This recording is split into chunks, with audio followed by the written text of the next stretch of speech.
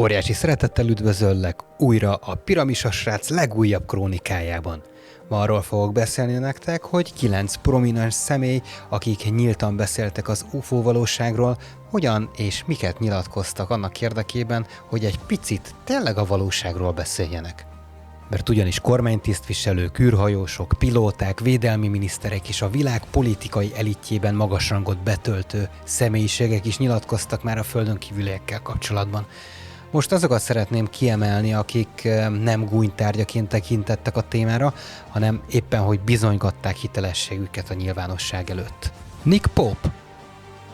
Nem minden légi járműnek van a légterünkben 2 szárnya, törzse és farka, és nem mindegyik jelenik meg a radarokon. Ezt írta szó szerint könyvében Nick Pope, azaz az Open Skies, Closed Minds címmel megjelent kiadványban. Nagy-Britannia egykori védelmi minisztere, a brit UFO projekt vezetője, aki a 90-es években több ezer paranormális eseményt vizsgált meg a gabonaköröktől az állítólagos emberrablásokig. A megmagyarázhatatlan megfigyelések hamar meggyőzték őt arról, hogy háború folyik az idegenek és az emberek között. Éppen ezért elég rossz hír, hogy az Egyesült Királyság Védelmi Minisztériuma csak 2009-ig finanszírozta az UFO projektet, így tehát bármi, ami odakint van, bármikor ránk is támadhat. És tulajdonképpen Pope ugyanígy vélekedik. A földiek túlélési esélyei az utóbbi időben ráadásul eléggé fatalisztikusabbá is váltak, miután a tudósok felfedezték az Oumuamua aszteroidát, amelyről nem csak Pope gondolja azt, hogy ez tulajdonképpen egy csillagközi objektum, egy idegen űrhajó, amely éppen áthalad a naprendszerünkön. És persze nyíltan ki is jelentette, hogy ha támadásra kerülne a sor, akkor az sem kérdés, hogy kik lennének fölényben. Paul Hellyer Kanada egykori védelmi minisztere volt, és egykoron úgy nyilatkozott, hogy legalább 80 idegen faj látogatja meg évezredek óta a Földet. Az egyik csoportot magas fehéreknek vagy északi szőkéknek nevezte. Elmélete szerint sajnos a többi faj között ökoterroristák is lehetnek. 2014-ben szó szerint azt mondta a médiának, hogy mindenféle olyan dolgot csinálunk, amit nem az otthonaik jó gondviselőinek kellene tenniük. Hellyer hozzáteszi, hogy ezek a földön kívüliek sok technológiai áttörést hoztak létre.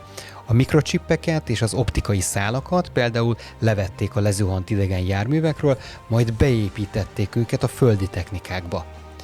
De az idegenek mégis olyan speciális technológiával rendelkeznek, amely akár a klímaváltozás problémáját is meg tudná oldani. Philip Corso. Corso katonai pályafutása igen hosszú és jeles volt. A II. Világháború utáni Róma kormányának újjáépítésétől a hadsereg hírszerzési kapitányaként egészen a Pentagon titkos technológiai projektjének vezetéséig lépett elő a ranglétrán még a 60-as években. Úgy tűnik, hogy egy szót sem szólt nyilvánosan az idegenekről egészen 1997-ig, amikor is a Simon & Schuster kiadta a The Day After Roswell című könyvet mindössze 13 hónappal Corso halála előtt. Ez volt az ő mondani valója, amely egy több évtizedes Roswell titkolózást vázolt fel, amelyben az áll, hogy az idegen űrhajókon talált visszafejtési technológiával milyen forradalmi újításokat fedeztek fel a földön kívülieknek köszönhetően. Corso szerint így jutott a világ lézerekhez, részecskesugarakhoz, mikrocsippekhez, sőt még kevlárhoz is. Barry Goldwater. Ha 1964-ben megnyerte volna a választásokat, akkor a Fehérház egyik első tette lehetett volna a szigorúan titkos UFO akták nyilvánosságra hozatala.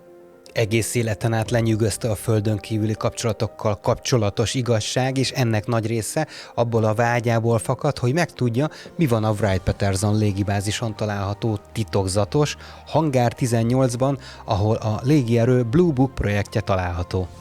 A 80-as években kiderült, hogy évtizedeken keresztül levelezett UFO nyomozókkal, és a katonaságot is zaklatta, hogy bejusson a hangár úgynevezett kék szobájába, ahol az összeesküvés elméletek szerint a Roswell-i idegen testeket őrzik. Miután 1987-ben nyugdíjba vonult, a szenátor azt mondta Larry Kingnek, hogy a Föld egyike a világegyetem több milliárd bolygójának. Nem hiszem el, hogy Isten vagy bárki csak egyetlen bolygóra helyezett volna gondolkodó lényeket.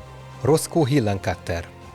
Miután Truman elnök kinevezte a CIA első igazgatójának, Hillenkoetter 1957-ben visszavonult a haditengerészeti karriertől, és felépített egy vadonatúj kutatócsoportot a Légi Jelenségek Nemzeti Nyomozó Bizottságában. Fő célja az volt, hogy nyomást gyakoroljon a kormányra, hogy fedjék fel az UFO-król szerzett információkat olyan vizsgálatokon keresztül, mint például a Projekt Blue Book. Hillenkoetter a hírszerző közösség nyomába eredt, és dühös, nyílt leveleket írt, amelyekben ilyesmik szerepeltek. Itt az ideje, hogy a kongresszusi nyílt meghallgatásokon nyilvánosságra hozzuk az igazságot. Amikor 1960-ban rámutatott, hogy a légierő eddig 6312 UFO jelentést vizsgált meg, de látszólag megpróbálták elrejteni a tényeket, akkor a katonaság nyomatékosan emlékeztette az amerikaiakat, hogy nincs tárgyi bizonyíték, még csak egy apró töredék sem egy úgynevezett repülő csészehajról, amit valaha is megtaláltak. Természetesen a 80-as években felbukkadt egy másik elmélet is, miszerint Hillenkoetter mindvégig segített egy politikusokból, katonatisztekből és tudósokból álló titkos bizottságot vezetni, a Majestic 12-t. Az ufológusok azt állítják a mai napig is, hogy ez a bizottság még 1947-ben alakult, bár a csoport létezése abszolút a kormányzati aktákon alapul, amelyet állítólag 1984-ben részlegesen feloldottak titkosításuk alól. Az FBI természetesen teljes mértékben tagadta hitelességüket, de ők és a Majestic 12 továbbra is népszerűek az összeesküvés elméletek körében, ráadásul még a Blink-182 Aliens Exist című dalában is szinte pontosan erről van szó. Dennis Kucinich. Kucinich a 2008-as elnökválasztási kampánya alatt egy élő tévés vita során bevallotta, hogy 1982-ben UFO-t látott barátja Shirley MacLaine Washington állambeli otthonában.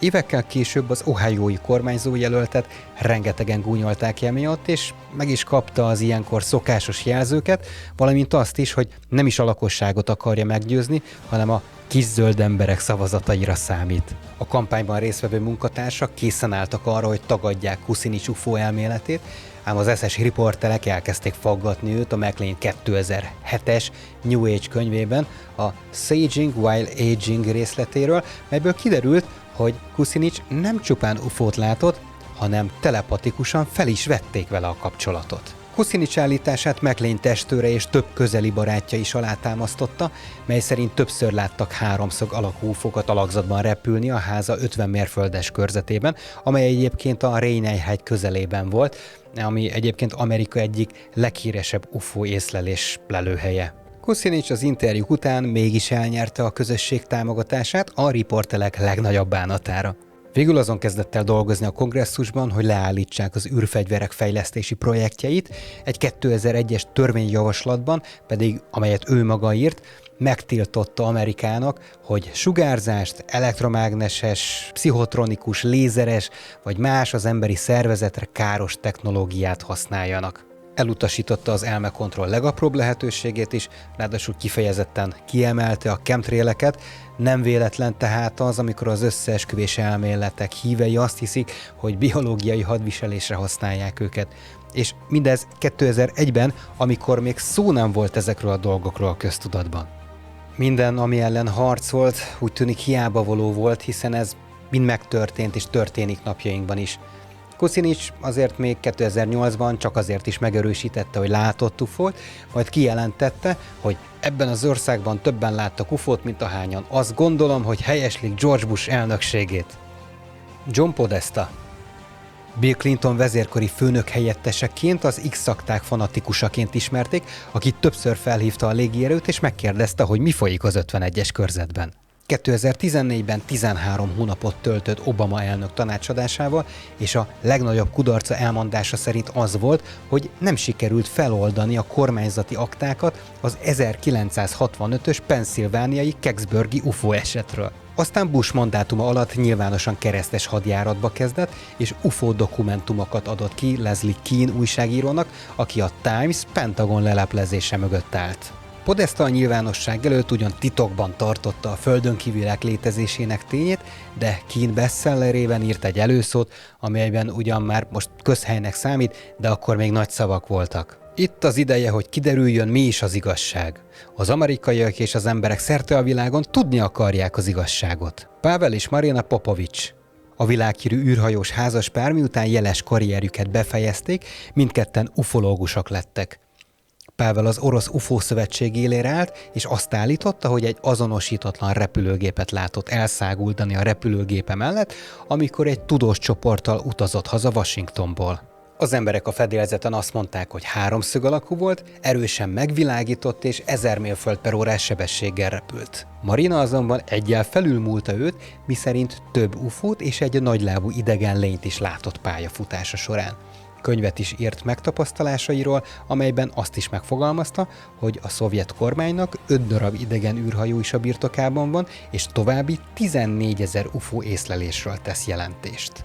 Későbbi könyvében arról írt, hogy Leonardo da Vinci, Jules Verne és Ray Bradbury idegenek médiumai voltak, Gorbacsov pedig egy földön kívüli küldönc, éppen ezért lehetett ő egy korszakalkotó jelenség. Minden esetre jó pár rejtély lappang még körülöttünk, és biztos vagyok benne, hogy azokról is fogunk beszélni, de nem ebben a krónikában, hanem majd egy következő alkalommal. Köszönöm, hogy most is velem tartottatok ebben a krónikában is. Legyetek kedvesek, írjátok meg kommentben azt, hogy hogyan tetszett a videó, és hogy mely témákról szeretnétek még hallani. Legközelebb innen folytatjuk. És tudjátok, köszi, hogy itt voltatok, puszi nektek, sziasztok, rock and roll!